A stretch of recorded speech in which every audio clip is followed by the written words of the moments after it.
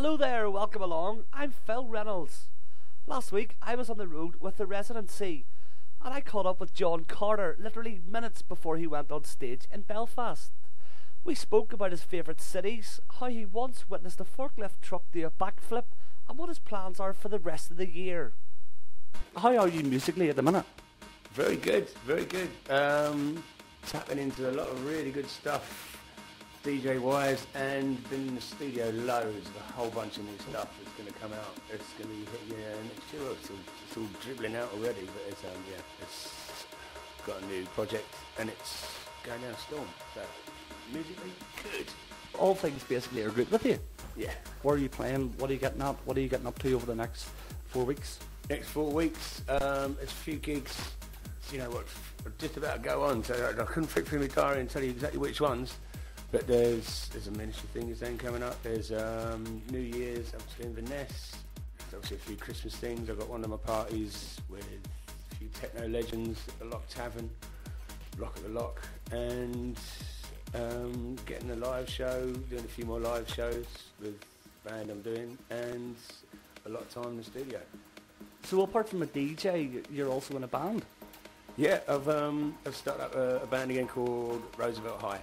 Roosevelt High was a school in the Bronx, or it still is, but it was where they did loads of early hip-hop events in the early 80s, in their big sort of gym hall, and it's loads of old footage from massive parties in Roosevelt High, and it's a sort of total mash-up of hip-hop, reggae, dancehall and house, and just everything I've been mucking around with over the years, and yeah, that's looking, there's a lot of stuff coming up now next year. So it's not just John Carter the DJ, it's John Carter the band member?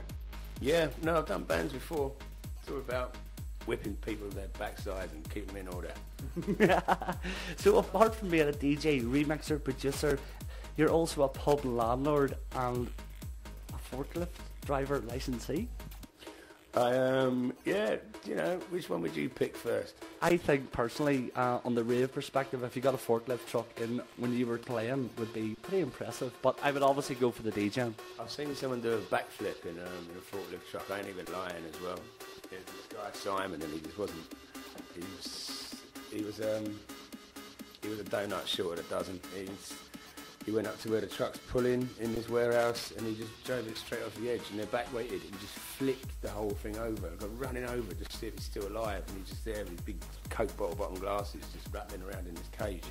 But no, I do actually have the right and the licence to drive a forklift. It's probably expired, hopefully it has. But also pub landlord, so I'd say you're pretty much on the money. You spent a lot of time DJing in London, and Belfast is also a place where you play frequently.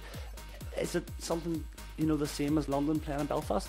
They've both changed over the years. London's been the sort of pioneering place in the past, and then there's Belfast has been like the most spirited place. It's nice seeing over the years changes in everywhere. But Belfast is always a party town. I love it. How would you describe our clubbing scene in one word? Fit. John Carter, I'm Phil Reynolds. It's been a pleasure. Cheers.